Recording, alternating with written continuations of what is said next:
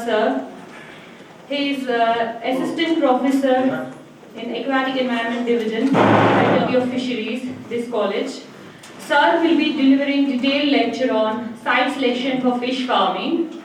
We are really grateful that we have Aga sir with us. He will enlighten us with his lecture. Please proceed, sir. Media Dr. Ashfaq Farooq Aga. I'm Assistant Professor in Aquaculture Engineering Division.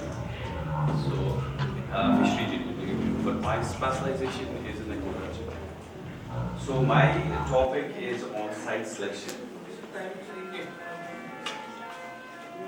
So, before we proceed, it is an occasion of clarity for we people that we are going to finish this training program, 7 days training program by MSME.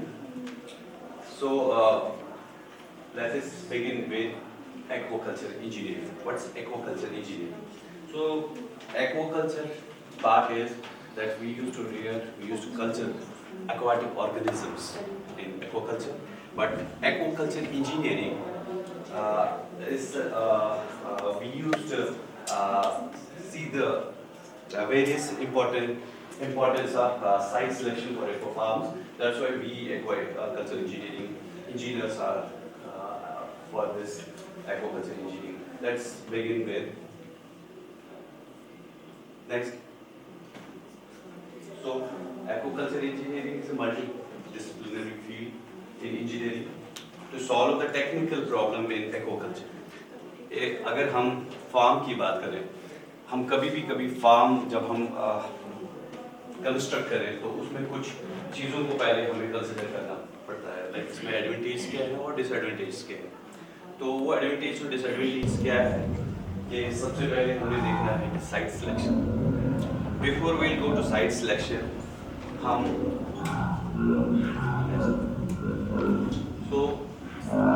हमें इसमें ये भी है कि we do have lot of interventions in aquaculture engineering, like Israeli based RAS recirculatory aquaculture system. Israeli इसलिए ये बना है because they are having scarcity of water there in Israel.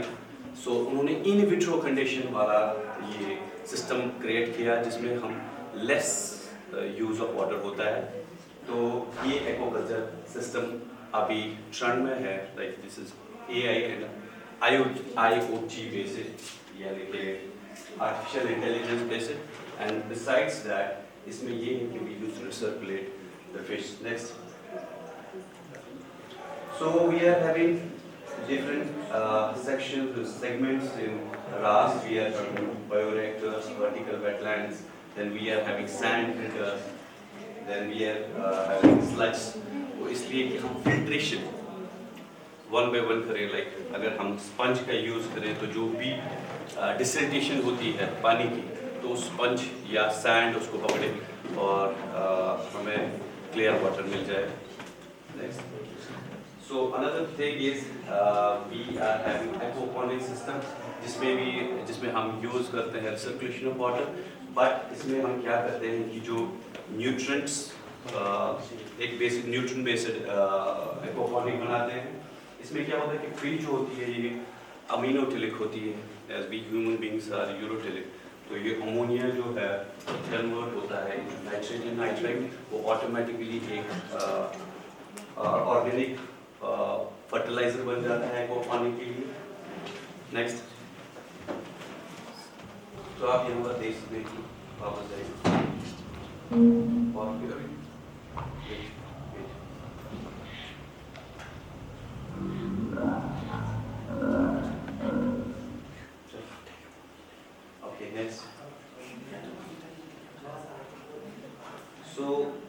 अब हम मेन चीज़ पे आ जाते हैं, दैट्स साइट सिलेक्शन.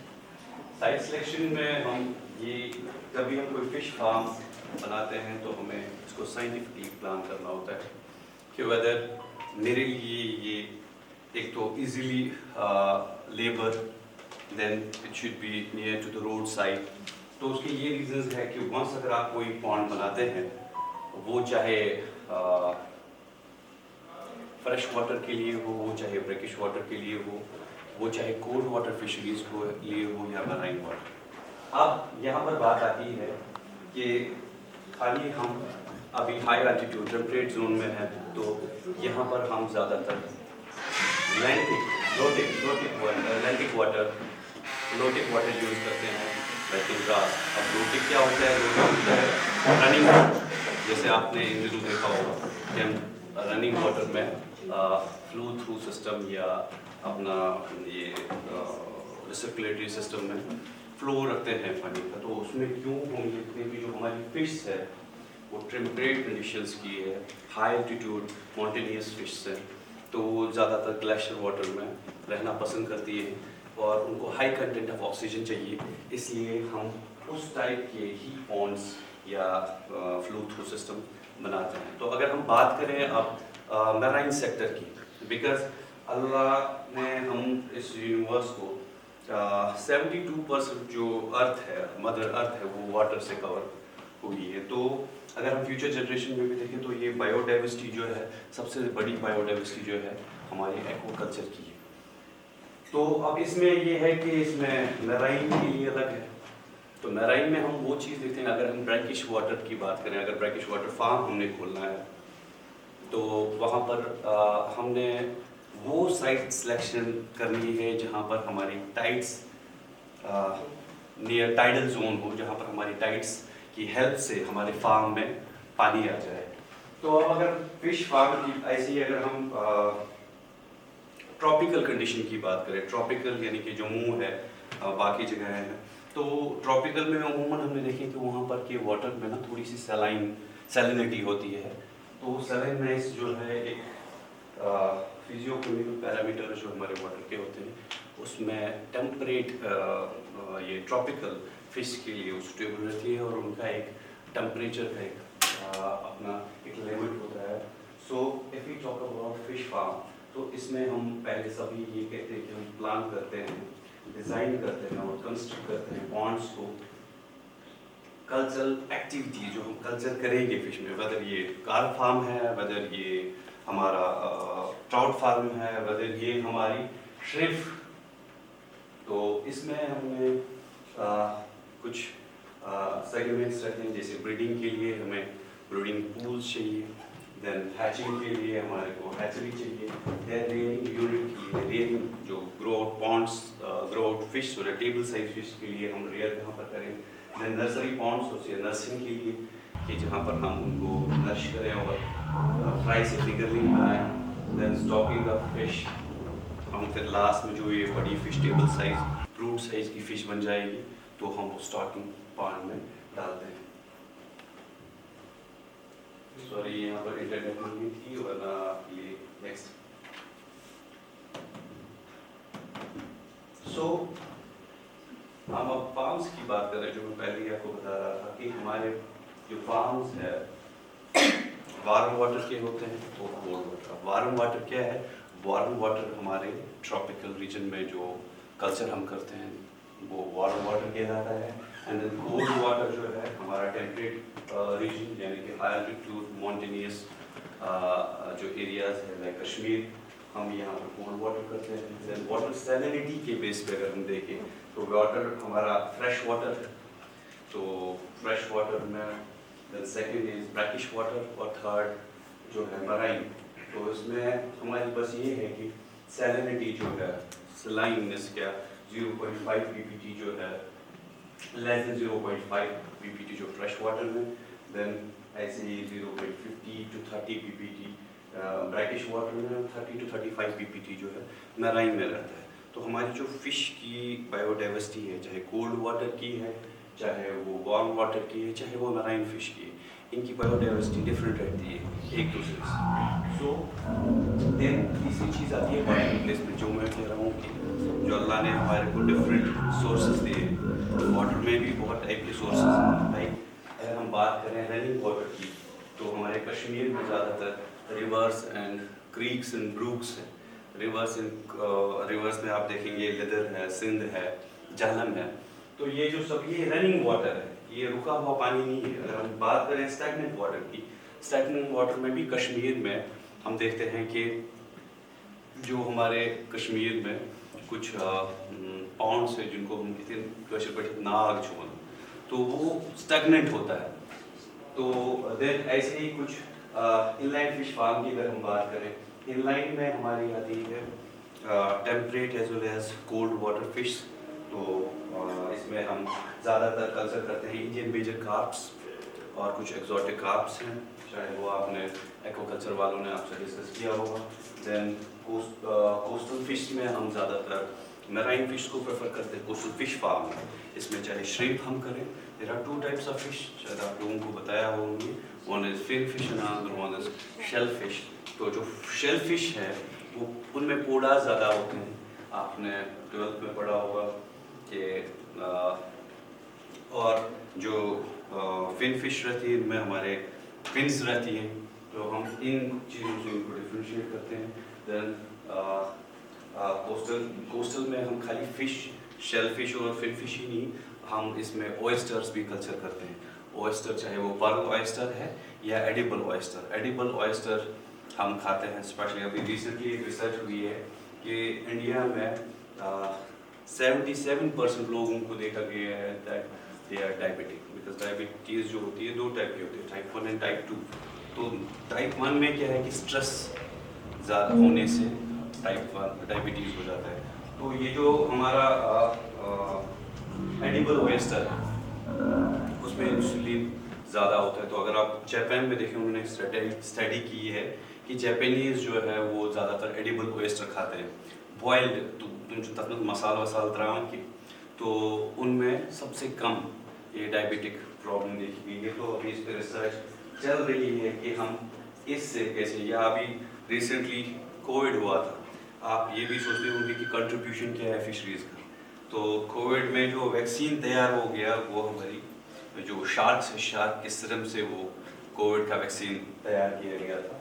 तो अब अगर हम कोस्टल फिश बायोडाइवर्सिटी की बात करें तो ये बहुत वास्ट बायोडाइवर्सिटी है। इसमें चाहे फिन फिश है, शेल फिश है, मैमल्स है, ये सब अपनी मैराइन हो, बट हमारी लैंड फिश में ज़्यादातर हम एक्जॉटिक स्पीशीज़ कुछ हैं, like common carp, grass carp, silver carp, mirror carps, cat fish अगर हम ले लें तो पंगास, बाकी चीज़ें उनका अभी कल्चर हम करते हैं। अब इसके लिए फिश फार्म के लिए हम कौन कौन से मटेरियल को यूज़ करते हैं?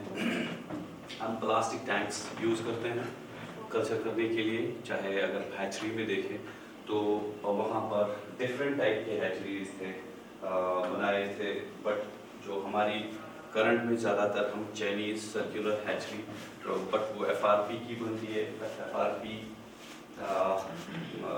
जो है, FRP एक नई इनोवेशन है जिसमें हम ये एक तो ड्यूरेबल होता है ये FRP, और साथ साथ में fire proof, air proof, water proof, और इसकी लाइफ जो होती है फार बेटर देन होती है सीमेंट या किसी और चीज़ की।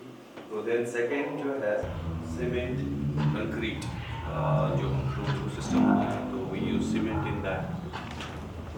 देन अर्बन पॉन्ड्स में ये सिंपल टाइप के पॉन्ड्स होते हैं। देन FRP पॉन्ड्स में हम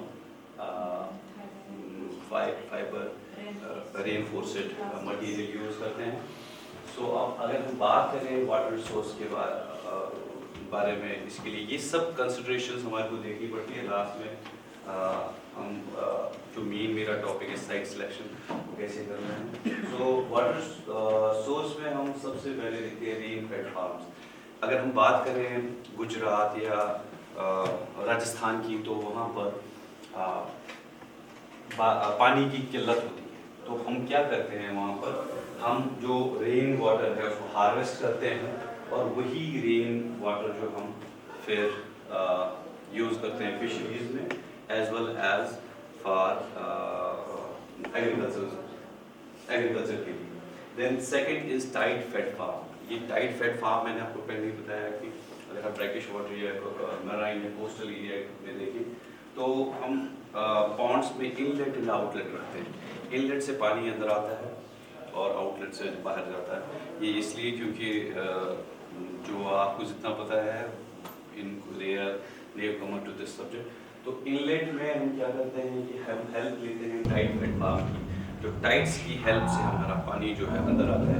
बट इसमें एक प्रॉब्लम ये होती है कि तो कुछ न्यूसेंस स्पीशीज भी कभी एंटर होती है, बट अब हमने जो नई जनरेशन आई है उसमें हमने इसमें भी, और साथ साथ में इसमें प्रेजेंटेशन की बड़ी प्रॉब्लम होती है, तो हम स्क्रीन्स इसके लिए लगाते हैं टाइट फिट फार्म की। Then third thing is sewage water. Sewage यानी कि ट्रीटेड वाटर, इसमें हम अगर polluted वाटर कोई है और उसको ट्रीटमेंट हम करें, जैसे अपने प्लांट्स देखे होंगे हमारे यहाँ पर भी, उसको हम ट्रीट करके फिर उसको यूटिलाइज करें, चाहे एग्रीकल्चर के लिए करें, चाहे वो डेली यूज़ के लिए, कपड़े धोने के लिए, चाहे वॉशरूम के लिए, सब। देन ग्राउंड वाटर में हम बात करते हैं स्प्रिंग्स की, जो हमारे कश्मीर में ज़्यादा पाया जाता है, जैसे स्नाग छोना, वो पानी जो है ग्राउंड वाटर होता है। देन म्यूनिसिपल कॉर्पोरेशन वाटर, जिसमें ये क्लोरिनेटेड वाटर यूज, तो हम फिशरी में हम ये म्यूनिसिपल वाटर जो है थोड़ा इसको हम कम यूज़ करते हैं क्योंकि ये क्लोरिनेटेड होता है। देन रिवर्स, कैनाल्स, डैम्स, तो रिवर का वाटर है या चाहे डैम का वाटर है या चाहे कैनाल्स है, तो ये सब जो है ये हमारी वाटर सोर्सेज है हमारे फिशरीज फिश कल्चर करने के लिए। अब अगर हम कल्चर की बात करें तो we are having different types of cultures like extensive culture. Extensive में हम इसमें क्या करते हैं कि इसमें इनपुट्स हम कम डालते हैं, यानी कि एक विलेज तालुक अगर हम देखें जहाँ पर कोई फंड है तो हम क्या करते हैं इसमें हम रैंचिंग कर लेते हैं, यानी कि हम फिश खुद से ही उसमें डालते हैं। डिपार्टमेंट ऑफ फिशरीज उसमें फिश डालती है तो वो फिश ऑटोमेटिकली फिर खुद से ही बड़ी हो जाती है, उसमें कोई हम फीड सीड ये सब चीज़ें नहीं डालते हैं। Extensive type. Semi intensive type में हम क्या करते हैं, फीड तो डालते हैं, हम पॉन्ड भी बनाते हैं, बट ये कंक्रीट नहीं होते हैं, तो हम इसमें सेमी इंटेंसिव को कहते हैं। देन इंटेंसिव टाइप जो है ये कंट्रोल कंडीशन में होता है। कंट्रोल कंडीशन में इसमें हम सीड भी डालते हैं, फीड भी डालते हैं, और इसका ऑक्सीजन जो है हमें मेंटेन करना पड़ता है विद द हेल्प ऑफ एरिएटर्स। तो या इसमें हम फ्लो वाटर जो सोर्स है चेंज करते हैं, रिप्लेसमेंट ऑफ वाटर होता है। साथ साथ में हम इसके फिजिको-केमिकल पैरामीटर जो वाटर के हैं उसको भी हम मॉनिटर करते रहते हैं, इसलिए हम इसको इंटेंसिव फिश कल्चर कहते हैं। सुपर इंटेंसिव जो है, सुपर इंटेंसिव हो गई लाइक हमारे जो अभी रास है, तो इसमें हम क्या कहते हैं कि IoT बेस्ड अप, यानी कि अब हमारे को पहले फिशरीज वालों को वाटर मॉनिटर करना होता था, तो अब जो IoT है ये का ज़माना आ गया है, तो हम कुछ सेंसर्स पानी में डाल देते हैं, जिससे क्या होता है कि हमें टेम्परेचर, pH, नाइट्रेट क्या जो भी चेंज हो रही है वाटर में, आपको अपने मोबाइल से वो पता चल जाता है। दैन ट्रेडिशनल कल्चर में वही जो हम ट्रेडिशनली कल्चर करते फिश को, कि हमने कहीं पर एक निच खोदा बड़ा सा और उसमें पानी भर लिया और हमने फिश कल्चर कर लिया। देन नाउ अभी तक जो ये था ये जस्ट जनरल था। अगर हम बात करें selection of site for aquaculture की, तो साइट सिलेक्शन क्राइटेरिया क्या है? सबसे फॉरमोस्ट थिंग है कि हमने पहले अपना फार्म को डिज़ाइन करना है। अब ये जो फार्म है, वेदर आप कार्प कल्चर करना चाहते हैं, आप प्राउड कल्चर करना चाहते हैं, आप श्रिम्प का फार्म खोलना चाहते हैं, या चाहे आप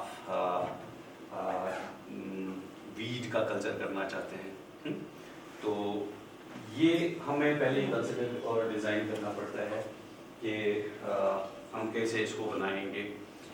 तो इसका जो प्लानिंग होगा कि मुझे कितने, जैसे मैंने पहले ही आपको बता दिया था कि इसमें हमने पहले देखना है कि नर्सरी कहाँ पर होनी चाहिए, देन रेयरिंग पॉन्ड कहाँ पर होना चाहिए, देन ग्रो आउट कहाँ पर होना चाहिए, ये सब चीज़ें पहले हमें प्लान करनी है कंस्ट्रक्शन से पहले। देन साथ साथ में कि हम मेंटेनेंस फिश फार्म की कैसे करें, वो चीज़ें भी इसमें कंसिडर की जाती हैं। क्यों?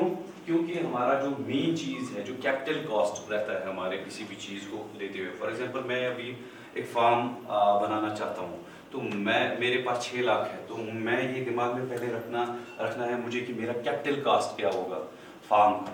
कैपिटल कॉस्ट में जैसे मैंने एक फार्म ले लिया और बिना सोचे समझे, उसमें रास्ता नहीं है, थोड़ा हमें ये है कि वो आपका जो प्लॉट है वो नियर टू रोड नहीं है, तो आप क्या है कि जो भी हेड लोड है वो आपको लेबर की ज़रूरत ज़्यादा पड़ेगी। उस वक्त तो आपको लगेगा कोई बात नहीं है, अभी ये हमारे पास रोड नहीं है, बट बाद में आपको प्रॉब्लम हो जाएगी, क्योंकि जब आपको आपका जो मटेरियल है, चाहे वो ब्रिक्स है, सैंड है, सीमेंट है, वो आपको आपके प्लॉट में नहीं पड़ेगा, तो उसके लिए आपको लेबर लगाना है, तो लेबर कॉस्ट आपका ज़्यादा बढ़ जाएगा।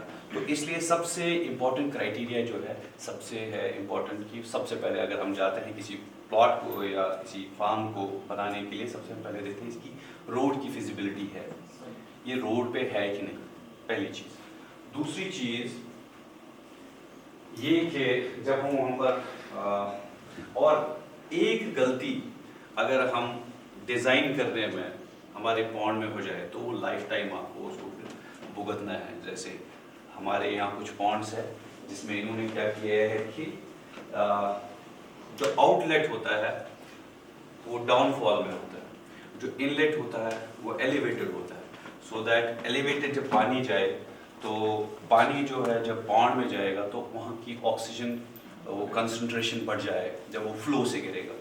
और जो आउटलेट होता है वो इसलिए हम लगाते हैं कि सारा पानी जो है वॉश अप हो जाए। तो हमारे पॉन्ड्स में जो हमारे इंजीनियर साहब थे उसने क्या किया है कि उसने इनलेट की हाइट बहुत ऊपर रखी है, इन लोगों ने देखा होगा, और जो बाकी का पानी है वो निकलना फिर उससे कभी निकलता ही नहीं, स्टैग्नेंट हो जाता है। तो इन चीज़ों का हमारे को ख्याल रखना पड़ता है। और साथ साथ में हमें जब हम कभी किसी फार्म को देखने के लिए जाएं तो सबसे पहले हम उसकी सॉइल क्वालिटी को चेक करते हैं। अब हम लैब लेके वहाँ तो नहीं जा सकते हैं, अब कुछ टेक्निक्स है जिससे हम पता कर सकते हैं कि वेदर ये सॉइल फीजेबल है, सूटेबल है फिश कल्चर के लिए। तो हम क्या करते हैं, we used make a ball, हम वहाँ से क्या कहते हैं मिट्टी उठाते हैं हाथ में और उस मिट्टी का हम एक बॉल बनाते हैं। जब वो बॉल बना के हम हवा में थ्रो करते हैं, अगर ये बर्स्ट होता है, ये फट जाता है, तो इट मीन्स ये सूटेबल नहीं। अब सूटेबल क्यों नहीं? क्योंकि अगर इसमें सैंड ग्रेवल ज़्यादा होंगे तो कल को जब हम पॉन्ड बनाएंगे तो ये वाटर जो परकलेट हो जाएगा, ये वाटर जो भागेगा ये रुकेगा नहीं पॉन्ड में, ठीक, तो फिर आपको दिक्कत हो जाएगी। तो सबसे इम्पोर्टेंट इसीलिए सॉइल को हम देखते हैं कि इसकी सॉइल रिटेंशन होनी चाहिए। तो नेक्स्ट जो टेक्निक है, अगर आपको सॉइल टेस्टिंग करनी हो, आप सिंपल सा एक होल, एक छोटा सा डिच खोद सकते हैं और डिच में क्या करेंगे, आप पानी डालेंगे मग से, ठीक है, और कुछ टाइम के बाद ये थोड़ा तो परकुलेट करेगा ही, ज़मीन ये सीमेंटेड नहीं है, तो आफ्टर 15 मिनट्स के बाद आप देखेंगे अगर पानी वहाँ पर टिकता है उस ज़मीन में तो it means this is feasible land for culture, और अगर ये वहाँ पर नहीं टिकता है तो आप सोच सकते हैं ये फिजिबल नहीं। देन थर्ड थिंग है कि हमें देखना है इसमें वाटर सोर्स, सेकंड, पहला मिट्टी, सबसे पहला मिट्टी। आजकल के ज़माने अब हम वाटर को ही ले लेते थे, बट अगर हम देखें कि यहाँ पर सोपोर की बात करें, सोपोर के पानी में क्या है कि वहाँ पर सल्फर ज़्यादा होता है पानी में, हमने फिश डाली नहीं, 2 दिन के बाद वो मरी पड़ी होती है, तो हम कितना भी कोशिश करें हम उसके फिजिको केमिकल, वाटर के फिजिको केमिकल पैरामीटर को हम कंट्रोल नहीं कर पाते हैं।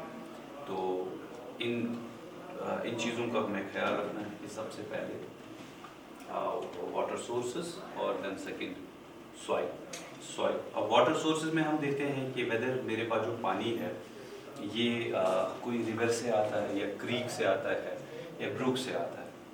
तो अगर ये आपके पास है, चाहे क्रीक है, ब्रुक है, और उससे क्या है कि आपको ट्यूबवेल या बोरवेल लगाने की ज़रूरत नहीं पड़ेगी, आपके लिए बहुत ही इकोनॉमिकल रहेगा। तो आप का अमूमन जो खर्चा हमारे फार्मर को हो जाता है वो सीड और फीड का हो जाता है, ठीक है। अगर आपके पास रनिंग वाटर है या आपके पास, अब अगर किसी के पास अब ज़मीन तो है बट उसमें पानी नहीं है, तो हम वहाँ पर क्या करते हैं, हम बोरवेल्स वहाँ पर लगा देते हैं। बोरवेल्स से हम पानी को खींचते, बट उसमें ये है कि उसमें हमें इलेक्ट्रिक एफिशिएंसी जो बढ़ती है कि इलेक्ट्रिक बिल, कल ही चेतन सर मुझे बोल रहे थे, ये हमारे एक सीनियर हितेश पटेल, उसका पर ईयर की income 50 to 70 to 80 crore rupees per year की प्रॉफिट उसका। बट उसकी सबसे बड़ी प्रॉब्लम वो ये कि जो इलेक्ट्रिक बिल उसकी आ गई थी वो कुछ बहुत ज़्यादा आ गई थी। अब फिर चेतन सर मुझे बोल रहे थे, वो फाइल बोल रहे थे कि इलेक्ट्रिक बोर्ड को बोलते थोड़ा हमें सब्सिडाइज्ड इलेक्ट्रिसिटी, तो इन चीज़ों का भी हमारे कंसिडरेशन रखना है। देन अब जब आपका फर्स्ट क्राइटेरिया है वाटर सोर्स, सेकंड क्राइटेरिया है सॉइल, देन थर्ड क्राइटेरिया जो है कि हमारी लैंड की टोपोग्राफी कैसी है। ये ऐसा भी नहीं होना चाहिए कि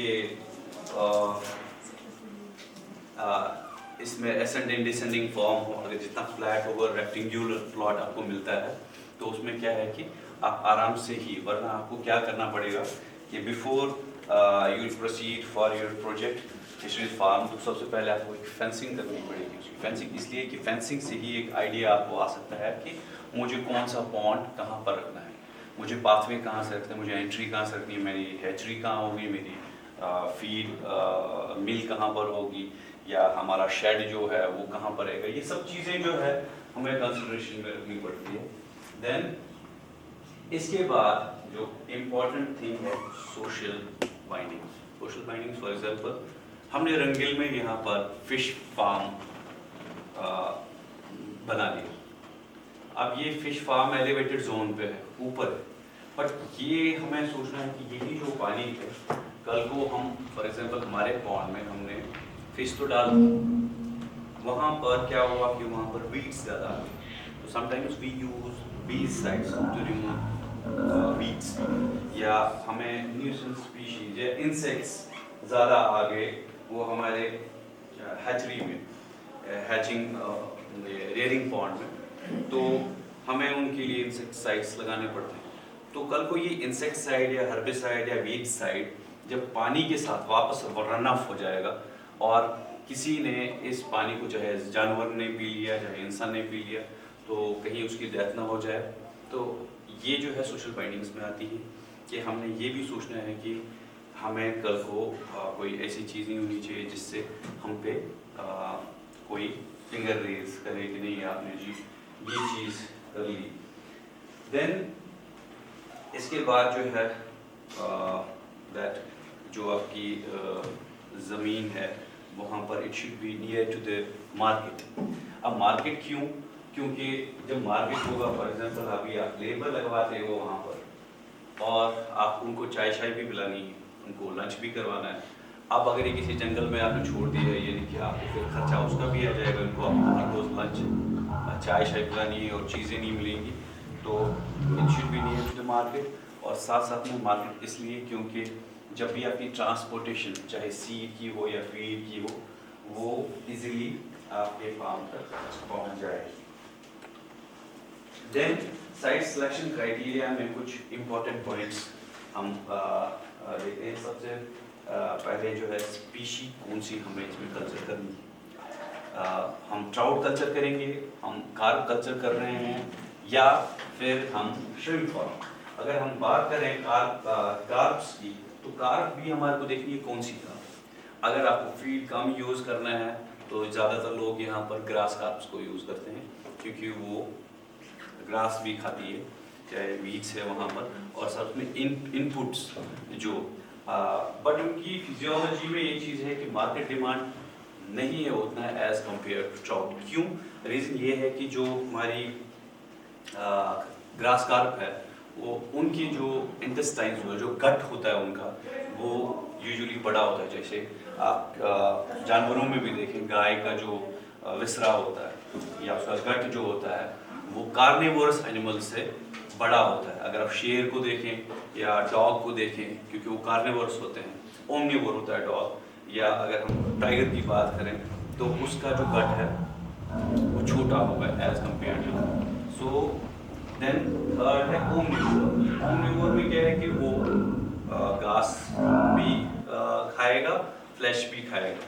तो ये सब क्राइटेरिया हमारे को देखनी है पहले जब हम सिलेक्शन करेंगे कि फिश फार्म के लिए कि हमने कौन सी फिश। अगर हम ट्राउट की बात करें तो ट्राउट जो है ये कार्निवोरस फिश है।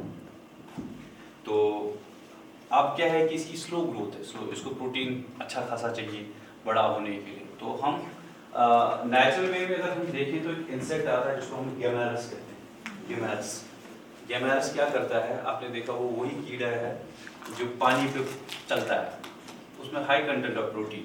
तो नेचुरल वे में ये लोग ज़्यादातर उनको खाते हैं। इनमें कैनिबलिस्टिक नेचर होता है। अगर आप इनको परफेक्ट टाइम पे, चाहे कैट फिश या ट्राउट, अगर आपने टाइम पे इनको फीड नहीं दिया तो ये एक दूसरे को खाना स्टार्ट कर देते हैं। तो इसलिए इनको हम फीड प्रोवाइड करते हैं। हम फीड, अगर इनको फीड 2-3 दिन नहीं गई तो कैनिबलिज्म स्टार्ट कर लेंगे और फीड तो आप ढूंढेंगे फिश होगी नहीं वहाँ पर।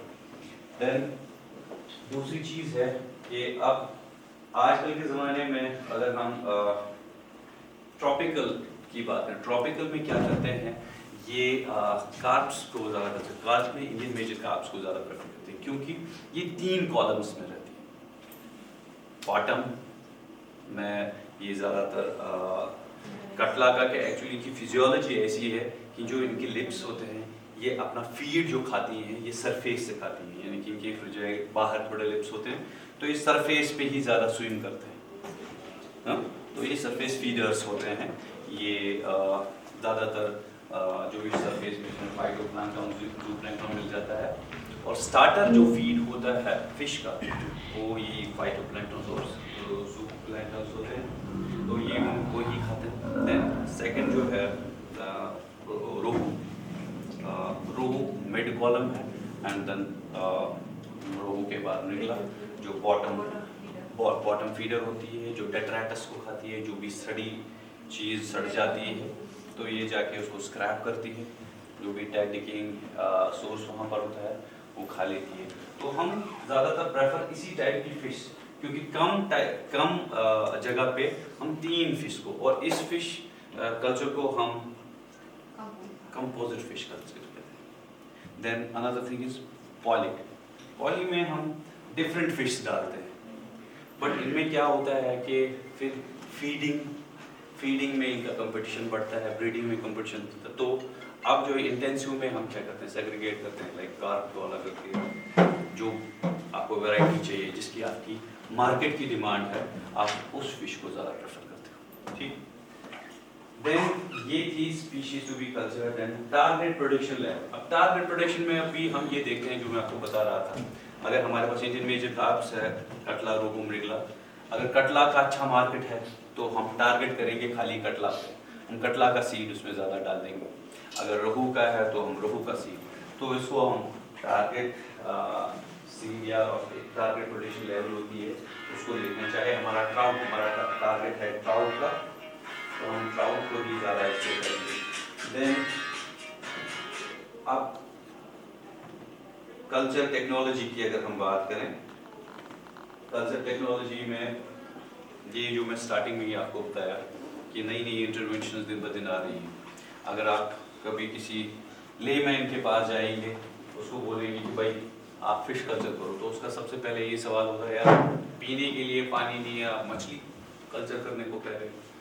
बट उनके लिए ये होता है कि जो फिश होती है वो खाली ऑस्मो रेगुलेट करती है, वो पानी को मुंह में लेती है और अपने पेट से बाहर छोड़ती है। अगर इसी कंपैरिजन में हम देखें जो पैडी कल्चर करते हैं, उसमें क्या है कि फिश ये प्लांट जो है पानी पीता है, तो साथ साथ पर्कुलेशन तो दोनों में हो जाती है। अगर आप ट्रेडिशनल टाइप पॉन्ड्स हमारे जो होते हैं ये पैडी, तो अगर वहाँ पर रिटेंशन होगी तो पानी भागेगा, क्योंकि पैडी में ये है कि हमें हर रोज़ पानी डालना पड़ता है। लड़ाई झगड़ा संगामन मस सुना बेर आप में वो दिन आप सब दिन आप, क्योंकि पर्कुलेशन हो जाती है। एक ये माचो पॉन्ड फिश पॉन्ड की एक बार हमने पानी उसमें डाल दिया, उसमें टिकेगा जब तक चलेगा। और तीसरी प्रॉब्लम है इवापोरेशन की प्रॉब्लम। ये ऑपरेशन धूप होगी ज़्यादा, वो पॉन्ड में भी, फिश पॉन्ड में भी होनी है और पैडी में। बट यहाँ पर हम क्या करते हैं फिश पॉन्ड में कि इसमें हम कंक्रीट अगर हम बनाए, एक बार पानी डाल दिया, वो परकुलेट नहीं होगा, वो रन ऑफ नहीं होगा। पैडी लैंड्स में तो रन ऑफ होगा और प्लस प्लांट भी वो पानी खींचेगा। फिश पानी नहीं पीती, तो हमें उतना पानी, एक फिश को ग्रो करने के लिए हमें मिनिमम 2.5 लीटर पानी चाहिए। और अगर हम उसी निस्बत में एक प्लांट को देखें तो प्लांट जो है at least 5 to 10 litres water consume कर लेता है, तो बेटर फिश है। और जो ये फिश हमारा है ये कैश क्रॉप है। सो इसलिए हम कुछ टेक्नोलॉजीज अभी इसके लिए बना रहे हैं, चाहे वो रिसर्कुलेटरी एक्वाकल्चर सिस्टम है, चाहे बायोफ्लॉक सिस्टम है, चाहे वो एक्वापॉनिक सिस्टम है। शायद मुझे उसको टच करने की जरूरत नहीं है इन दिनों, आप लोगों को आपने वो पढ़ा होगा। या पहले ज़माने में हम क्या करते थे, ओपन कल्चर करते थे।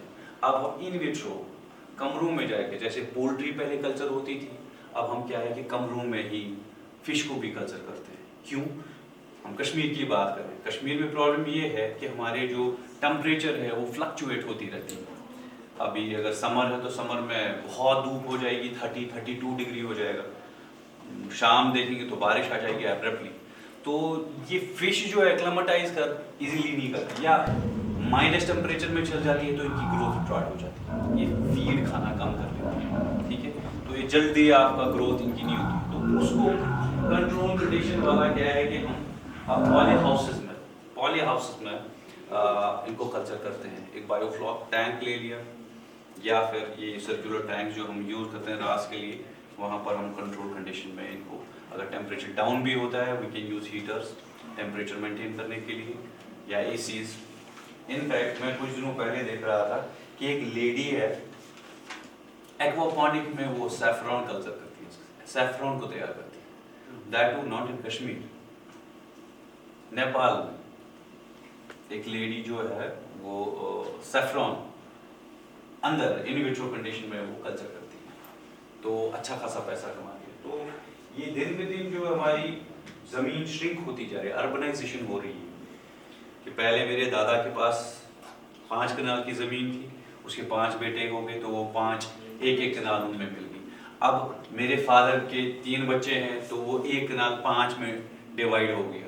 तो प्रोडक्शन बढ़ानी है। पहले ज़माने में क्या होता था कि एक आख कनाल ज़मीन हो आसन ज़खर तमुल ओस नेरन, बट आजकल का ये है कि हम एक उसी प्लॉट में जो पहले 5 कनाल होती थी, रात में ज़खर है, त्रखर है, 4 खर नेरन, आज ये है कि हमने उसमें जेनेटिक इम्प्रूव्ड वैरायटीज डाल दी है, चाहे पैडी है, चाहे मिलेट है, चाहे वीट है।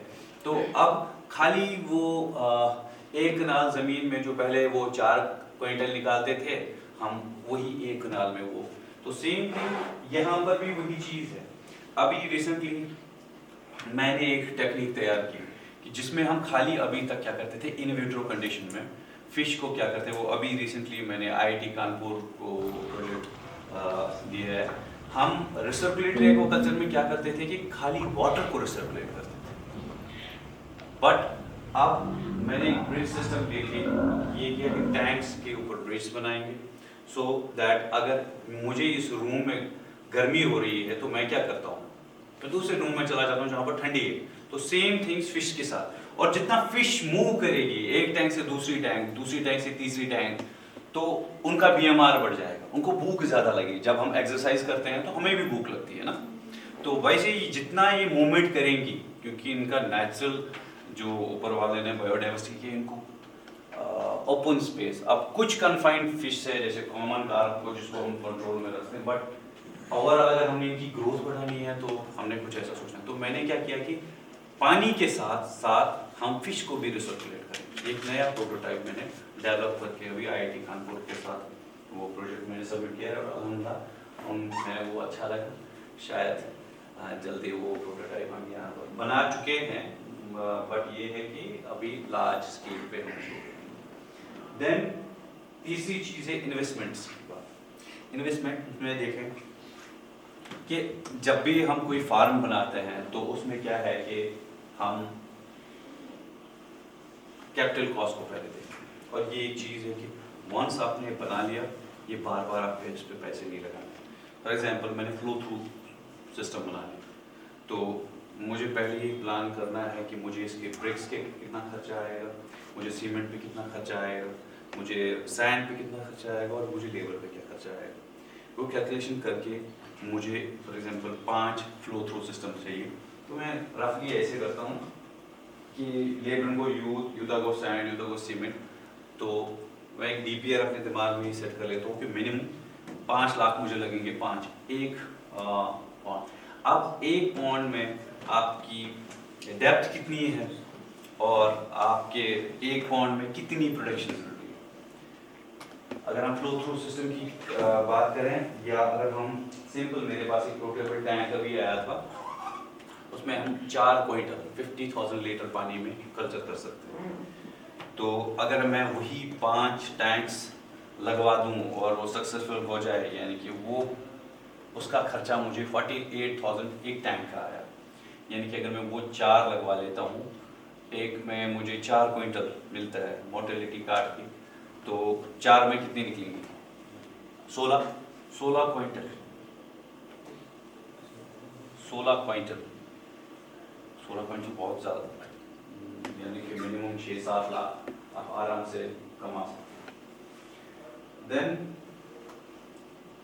अब बात आती है स्टेज ऑफ साइट सिलेक्शन की, जिसमें 2 स्टेज आती है, जिसमें हम पहले सर्वे करते हैं, फिर इन्वेस्टमेंट सर्वे, जिसको रिकॉग्निजेंस सर्वे भी कहते हैं। इसमें हम क्या करते हैं, सिंपली मैंने अभी आपके लिए फार्म तैयार DPR बनाना है, तो मैं आपको सबसे पहले ये बोलूँ कि मैं आपकी ज़मीन पहले देखना चाहता हूँ।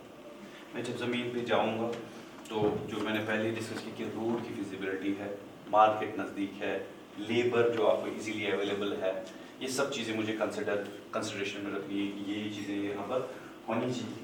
तो ये फिर इन्वेस्टमेंट सर्वे में होती है, क्योंकि फिर से वो रिपीट करता हूँ कि अगर आपकी ज़मीन रोड साइड से ज़्यादा दूर होगी, तो आपका लेबर जो हेड लोड है वो महंगा पड़ जाएगा। और जो अगर आप सोच रहे हो कि मेरी जो ये पॉन्ड है 5 लाख में बन जाएगा, वही आपको पता ही नहीं चल जाएगा कि 10 लाख में बन जाएगा। क्योंकि आज एक सिंपल लेबर जो है दिन का चार्ज करता है 800 रुपये, प्लस खाना पीना, अगर वो जोड़ के हम देखें तो 1000। अगर आप 5 ही लेबर रखते हैं कि खाली आपको 5000 पर एक दिन का लेबर को देना है।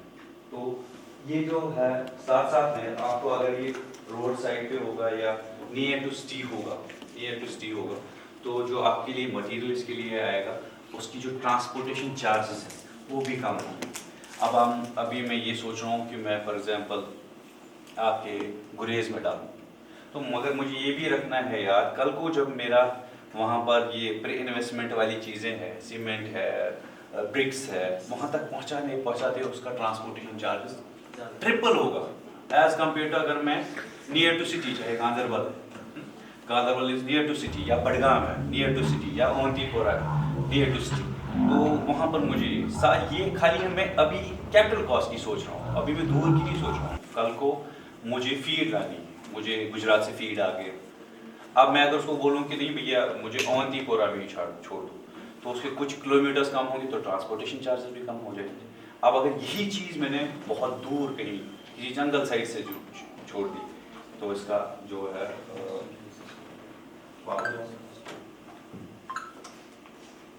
अब डिटेल सर्वे में हम इसकी capital cost, initial cost, then आपकी इलेक्ट्रिसिटी, आपका जनरेटर का फ्यूल, फीड, सीड, ये सब डिटेल सर्वे में आ जाता है।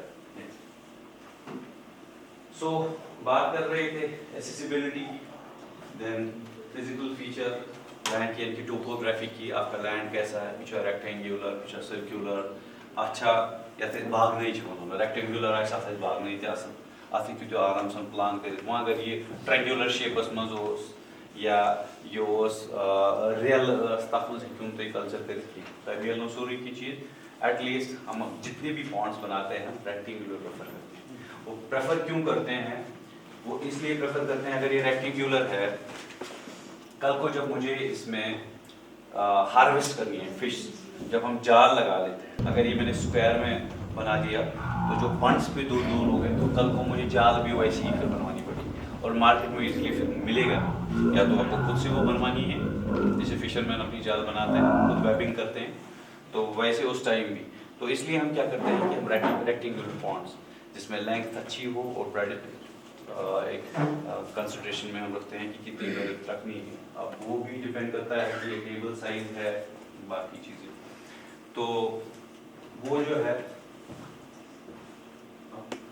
वापस, हाँ जी, तो एक्सेसिबिलिटी के बाद फीचर और देन सॉइल कैरेक्टरिस्टिक्स जो मैंने आपको पहले डिस्कस किया, देन वाटर सोर्स। ये जो 5 चीज़ें हैं ये इम्पोर्टेंट है अगर हम फार्म करते हैं, ये 5 चीज़ें। नेक्स्ट, तो एज यूजुअल जो मैं आपको बता रहा था कि it should be approachable to road and market and construction material जो है इजीली मिलना चाहिए, देन साइट पे पहुंचना चाहिए क्योंकि हमारे कॉस्ट और टाइम को बचाएगा।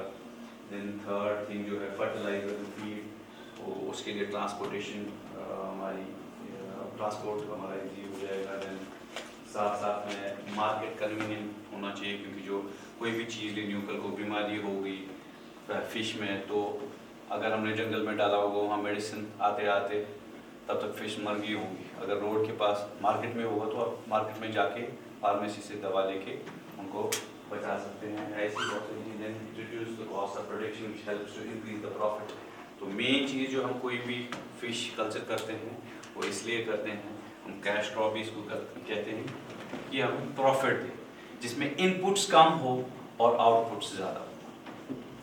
इसीलिए हम डिटेल सर्वे में यही पहले देखते हैं। अगर आपके पास जो ज़मीन है, अगर पानी अच्छा खासा है तो मैं आपको वहाँ रिकमेंड करूँगा कि यू गो विद रास रिसर्कुलेटरी एक्वाकल्चर सिस्टम। अगर मुझे लगता है कि आपके पास पेरिनियल सोर्स ऑफ वाटर है तो मुझे उसके हिसाब से ही सोचना है कि मैं आपको रिकमेंड करूँगा नहीं आप ये चीज़ करो।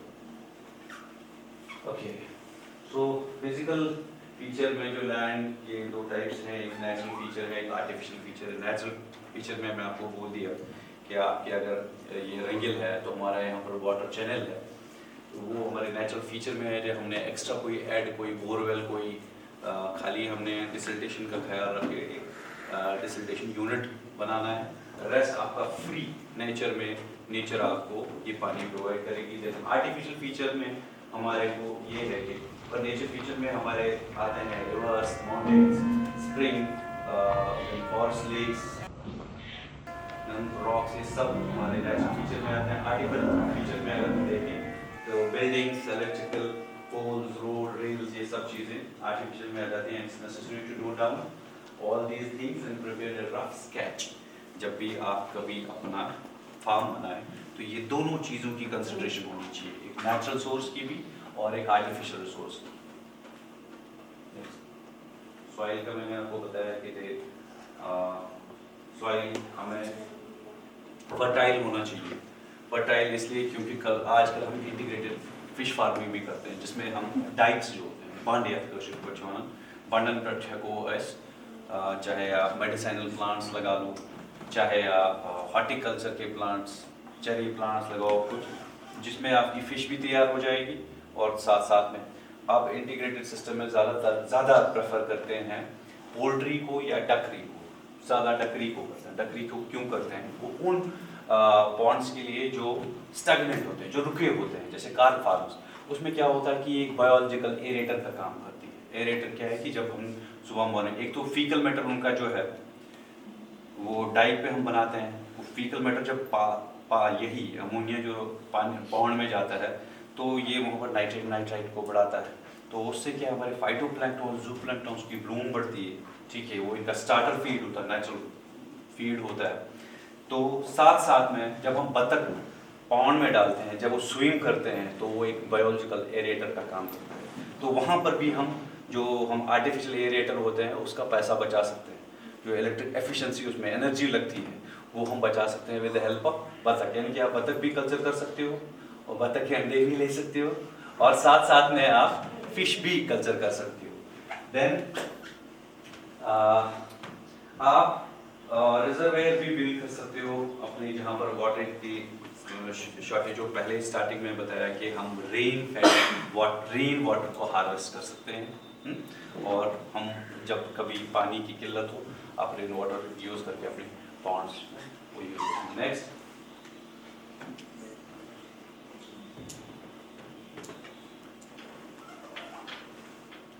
so as usual, source of water should be near to the pond, then should be very near 12 के 12 महीने पर आपको पानी मिलना चाहिए। then साथ साथ में ये है कि अगर कभी शॉर्टेज वाटर की हो जाए ड्यूरिंग समर, तो वो हमारे पास एक अल्टरनेट होना चाहिए, चाहे वो ट्यूबवेल है, बोरवेल है, चाहे वो आपके ट्राउट के लिए, चाहे कार्प के लिए। हमारे ट्राउट में क्या प्रॉब्लम हो जाती है, कभी कभार जो ऊपर चैनल है, ये लोग कभी इसकी सफाई करवाते हैं, तो सफाई से क्या हो जाता है कि ये पानी को रोकते हैं, या सफाई जब करते हैं उसमें मड डिसल्टेशन ज़्यादा आ जाती है, तो उससे क्या है कि हमारे जो फिश हैं उनकी गिल्स चोक हो जाती है उसमें, तो हमने उस वक्त पानी को बंद करना पड़ता है, हमें वो यूज़ नहीं करना पड़ता। तो we are using alternate for that, कि उसमें हम क्या करते हैं, बोरवेल्स यूज़ करते हैं, पानी को निकाल के वही बोरवेल यूज़ कर सकते हैं। So thank you very much for listening.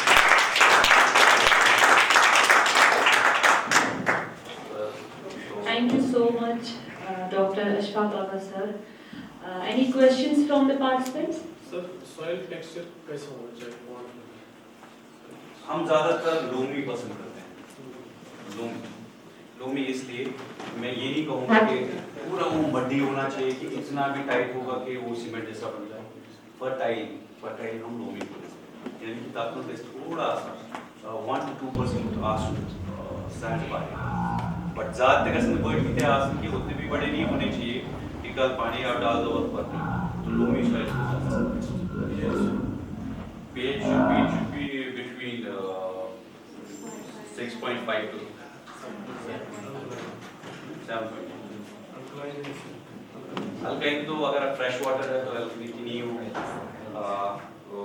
Alkaline ज़्यादा नहीं होगा, पर अगर हम सुपर रीजन की बात करें तो हमारा पानी अल्कलाइन हो जाता है। तो सबसे पहले आपको अपने वाटर का इलेक्ट्रोकेमिकल बैलेंस करना चाहिए, तो उसमें आपको देखिए कि आपकी पीएच की रेंज क्या है, टेम्परेचर।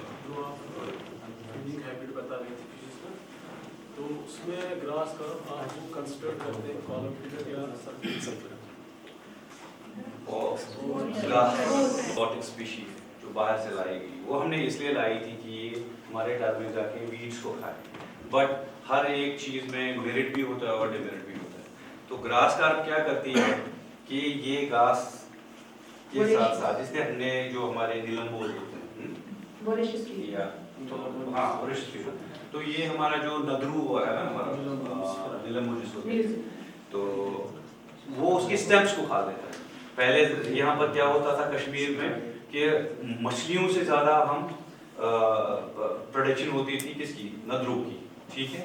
शहनादन वाज गेड मेला गाड़ा 3 रुपये किलो। फिशरमैन ज़्यादा प्रेफर करते थे कल्चर किसकी करने की, नदरू की। बट जब से हमने ये ग्रास कार्प लाई तो उसने क्या किया कि इसने स्टेम्स खाने कर दिए, तो हमारी दिन ब दिन जो है नदरू की प्रोडक्शन जो है कम होती जा रही है। अब ये हमने बेसिकली लेक के लिए नहीं लाई थी, अगर हम लेक में इसको डायरेक्ट नहीं डालते, या परसों आपने वो देखा था वो गार फिश जो बड़ा हो गया था कि यार ये क्या करिए, वो हाईली कार्निवोरस, यानी कि वो क्या करेंगी जब कल को वो ब्रीडिंग वहां पर करेंगी, जो ये हमारी जो शेजोथेरॉक्स स्पीशीज है, जो हमारी नेटिव फिश है, ये उनके साथ ब्रीडिंग और फीडिंग में कम्पीट करेगी। जो ही वो बच्चे डाल देंगे, ये कार्निवोरस स्पीशीज आके जो गार जैसी थी या और कोई फिश, वो आके इनकी ये क्या कहते हैं या हैबिटेट के साथ भी अच्छा कॉमन कार तुमसे ज़्यादातर प्रेफर वो करते हैं शेड्स में, डार्क जोन में रोजन। अमूमन अगर तुम वो आरन मन तमो बनान तमो बड़न खूज हिश तुम प्रेफर करान तुकनी रोजन, या अगर तुम नाग वो तो वो ज़्यादा पर वो शेड लवर होते हैं, ठीक है।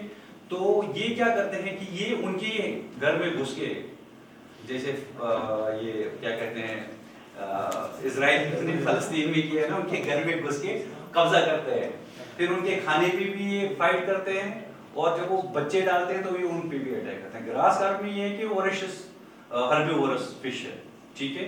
तो नो डाउट ये एमिशुगसन जल्दी ना फास्ट ग्रोथ, ये बड़ी भी ज़्यादा हो, जिसका जो वेट है बढ़ जाता है। बट अगर जनरल में हम देखें तो ये ग्रास कार्प जो है ना, इसके विसरा का ज़्यादा वेस्ट होता है।